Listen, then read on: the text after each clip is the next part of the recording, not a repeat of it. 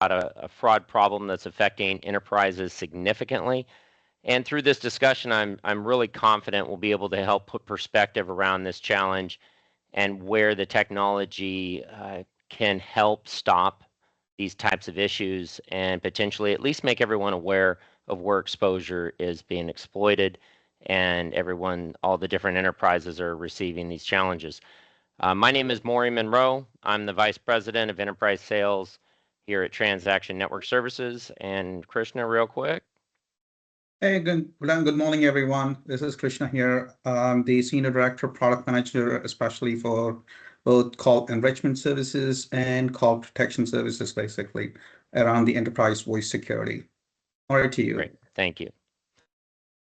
This conversation is best captured a little bit on the next slide here on a table of contents that is I'm going to help kind of through this discussion explain the who, what, where, why, when, typical dialogue, but in really addressing where this type of situation is originating, it's simply with impersonators. Now, we have discussed impersonation attacks on previous calls that were outbound in nature. And in those impersonation attacks, the target customer, their target to exploit is any end user with a mobile phone. This is in the opposite direction now that, of course, since fraud is such an issue, the problem now, if all of you can kind of envision, is the conversations going into enterprises or into their contact centers. And this is definitely a significant concern that for some of the enterprises might surpass the concern that somebody else is calling their customers. We noticed that the attacks themselves are well orchestrated. In order to do so, social engineering comes into play. They know exactly who they're calling. They know that there's different inbound call tactics we're going to discuss that exploit platforms, the inbound contact centers themselves that have IVRs or anything of that nature. So we're going to get into a little bit of that, which of the organizations they target most significantly. You'll find that, yes, financials are obviously the go-to target for monetary exploitation or defrauding. But when you also consider what happens if they can exploit a hospitality or retail enterprise for the purposes of gaining your personal information, the monetization of all of these different efforts is just going to continue to morph. And the most key consideration is what happens when they can impersonate not just you, but your voice. And in that synthetic AI experience, it's very detrimental if we truly don't have protective measures in place. Krishna, I'm going to kind of let you start to transition into how this technology that we're going to introduce here can be implemented by enterprises in ways that protect those contact center employees, those agents, if you will, and start to put a stop to a lot of the issues where they have no protective measures, and potentially through solutions in the industry, through technology in the industry, they can start to feel a lot more protected and understand the nature of who's calling them. Absolutely, Maurie. Thank you. So, I mean, let's establish the size of the problem in the inbound space, basically. I mean, phishing is predominantly challenging all the enterprises as of today itself. Like indicating on the slides, it's almost like one in every call is almost as threatening. And the expectation, according to the Global Threat Report from CrowdStrike, is that this market is actually, I mean, I will not say the market, the challenge around fraud is actually going to grow to almost like $40 billion by 2027. And just in the last half year, it has actually grown in terms of the phishing attacks by almost around 40%, basically. When I say phishing, it is actually utilizing the voice channel to conduct fraud, basically. Whether it is IVR mining, whether it is direct impersonation using synthetic voice, or using Gen AI to actually mimic our voices, our actual voices. So independent of the type of the route that they take, Wishing is considered as is like a cybersecurity threat using the voice channel basically. And also the fact with the advent of these AI capabilities, they're inventing new ways to actually take over the accounts or to conduct fraud basically.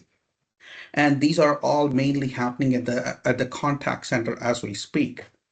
So I will explain phishing, but mainly it is happening what is called as a toad attack, which is actually based on telephone oriented or attack delivery, which is actually a combination of voice based attacks and email based attacks and how they're orchestrating the fraud basically.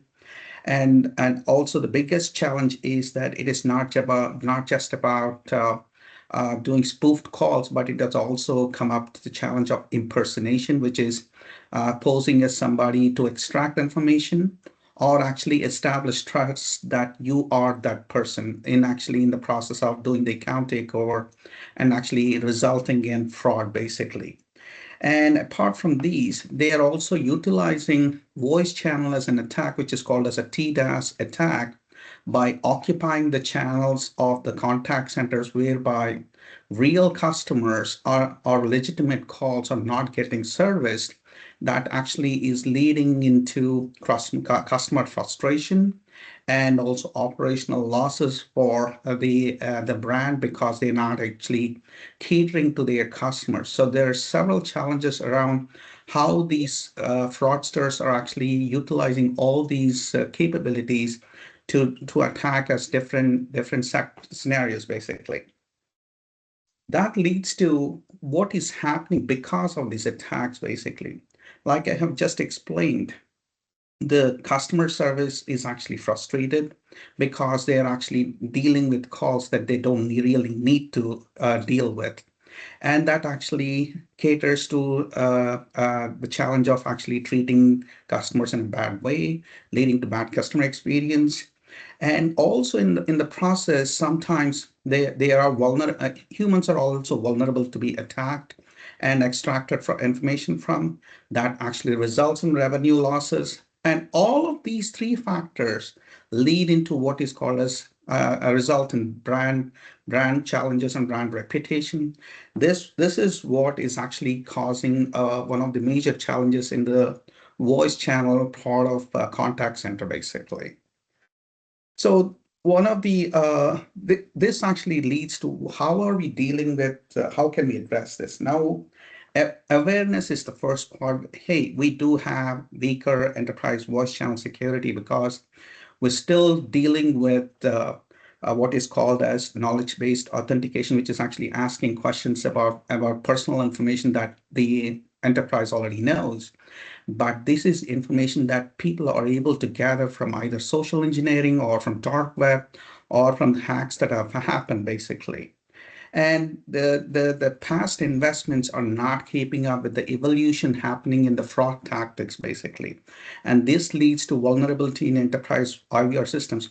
For example, when you're actually, let's say you're calling an airlines, hey, we have recognized you by this number, and then say your flight is delayed. And instead of actually going through much more passive authentication, they actually give out more information than necessary, which others where the fraudsters are actually mining the information. And this also leads to human error, which actually they're more vulnerable to be attacked than systems. Maurie, I'll actually let you lead how actually these organizations are actually at risk. Yeah, I was working with a financial institution in the southeast, and they were actually deploying an outbound uh, solution of protective measures so that their customers could only be contacted by them, effectively whitelisting their phone numbers and stopping any impersonation on that outbound call that impersonators use to reach out to all of us who are consumers. And literally during the implementation, he had to take a moment. He goes, hang on, I got the same guy calling me 3 times inbound to my contact center trying to exploit my agents. The problem that is inbound, especially for financial services, is it's just constant. I mean, it is a daily issue, and in most cases, I know this sounds bad, they're going to go after financials will go after the inbound issue before they address the outbound. Now, all of us are tired of getting called by people who pretend to be our bank and wish that would be stopped immediately. And we certainly hope that the adoption of the technology to do so will be instantaneous. It takes a little bit.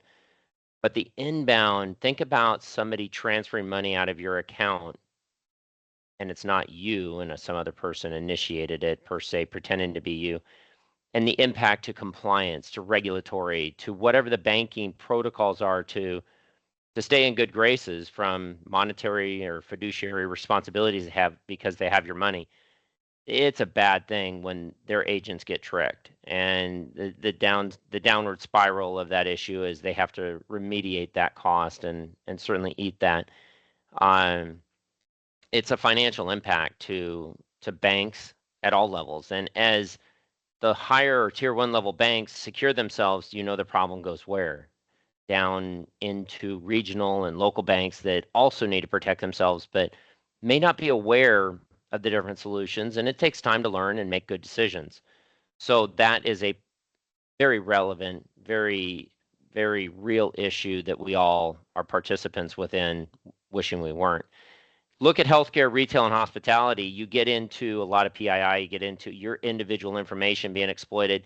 And these aren't just random one-off attacks. They're very orchestrated omni-channel efforts that if they can incorporate other ways to bombard the IVR that Krishna mentioned, it's highly detrimental because they don't want to be, they being the impersonators, they don't want to be in an IVR. They don't want to be in an auto attendant or in an interactive voice experience that isn't talking to a human. So in some cases, why not just put 1,000 calls into the platform and see which ones fall out and respond to those?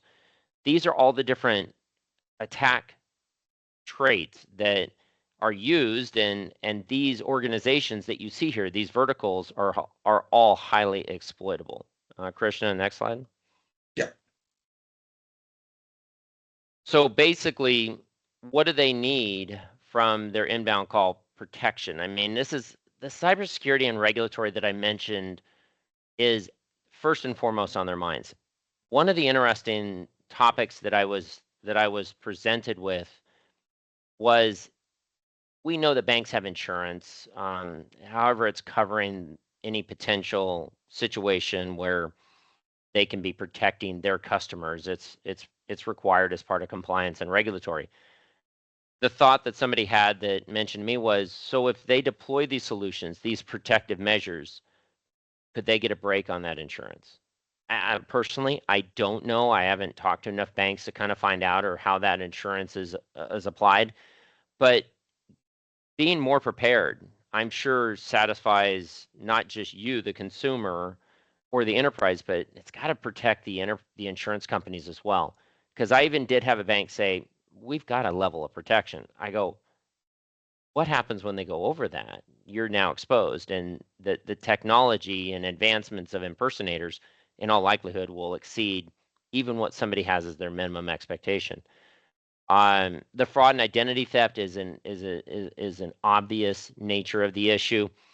The voice signature authentication and considerations that this problem is going to move into a synthetic voice experience that if you could imagine, if you don't have secondary evaluations of the number they call from or understand more about that inbound call real time. I'm not talking post call. I'm talking real time lookups of who is this person and is it a live call from a number we recognize or can authenticate back to the provider. That's the consideration we are truly looking to connect the dots to. If you call from your cell phone, I should be able to tell it's you by asking the provider. And those types of evaluations are what it takes to really start to stop the malicious actors from bombarding and ultimately getting into contact centers and exploiting the agents. Krishna? Yeah, I actually just wanted to share a couple of more insights about the challenges around this voice signature authentication. When you're establishing this as one of the authentication methodologies, what happens is that you need to get consent from the end users to deposit their voice signatures.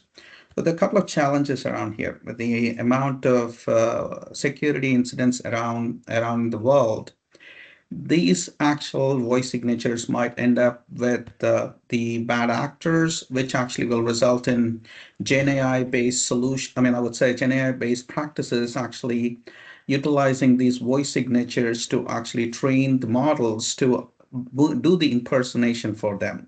That is one challenge. The second challenge is that the penetration of accepting the voice signatures from the end users are that it's actually limited because not everybody. I personally didn't want to use. I didn't actually accept myself to depositing a voice signature with my bank. So from those two standpoints, this is actually a challenge from a standpoint of deploying this as a authentication methodology, both from a vulnerability perspective and also an acceptable practice perspective. The other aspect is that with all these challenges, either whether it's a TDOS attack or whether it is actually impersonation calls, we have actually seen on the outbound side, like Maurie said, approximately if there were 100,000 calls being made outbound to an enterprise, uh, actually almost like 60 to 70% of the calls that we see at the network level are actually impersonator or spoofed calls.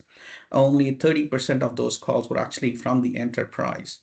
And now imagine the reverse in direction when the calls are being made by the subscriber to the enterprise. Out of the 100,000 calls, if 70,000 calls were actually occupied by malicious actors, that actually is not helping the brand or the contact center that is being deployed for these solutions in delivering a customer experience for the brand, basically. And So, Krishna, I yeah, think real quick, I think that you call out the bombardment yeah, that is a methodology that, think about this, it's playing the odds. If I can drop 1,000 calls in, I have a good chance that the timeout attributes of the IVR are going to push me to an agent.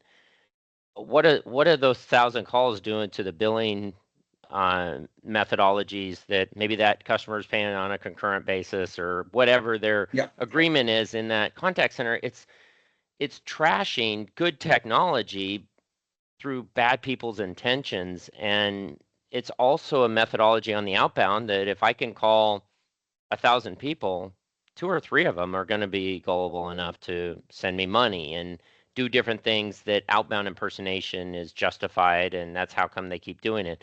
So the changing of business practices is probably the overreaching theme, and the evaluation of current practices that don't have long-term really relevance. 2FA, how many of you receive a phone call from somebody who told you, and this isn't an outbound impersonation case, hey, I just stopped the fraud real quick. I'm sending you a code. I'll get you reinstated.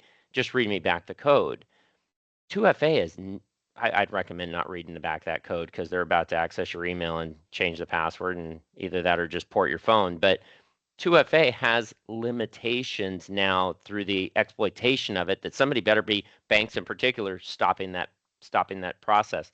So the whole thing is kind of getting flipped on its head from how business is done, methodology and the inner workings of it, so that it stops and protects enterprises to the extent that they're being exploited. And secondary technologies like this, we got to know who's calling, look it up real time, and the backbone networks have that capability through API to determine with relationships back to the wireless providers, is this number real? And even in some of the wireline cases, we're looking them up to see, did they just make up a phone number, and is it not even assigned to the carrier that it's coming in from?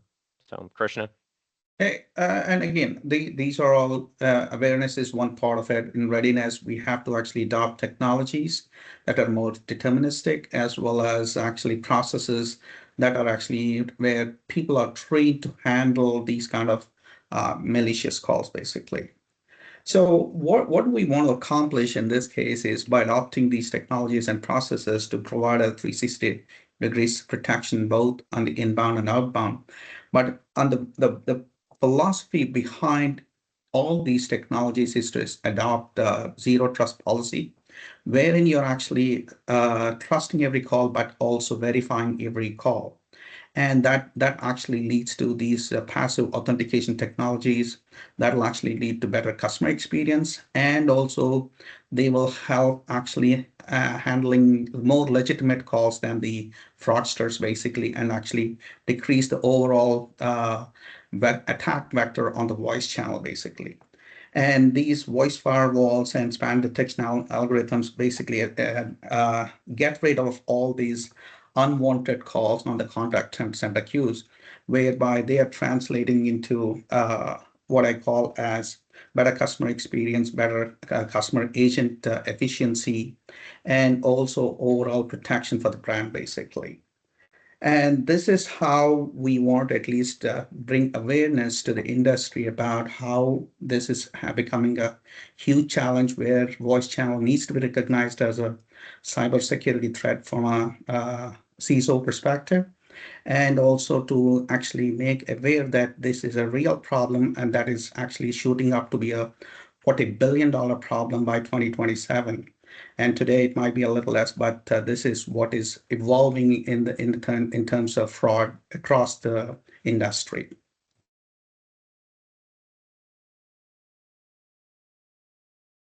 All right. I think that as we navigate now, hopefully some Q&A, that we can help clarify any of the statements and even get into some expanded conversation. We're happy to take some questions.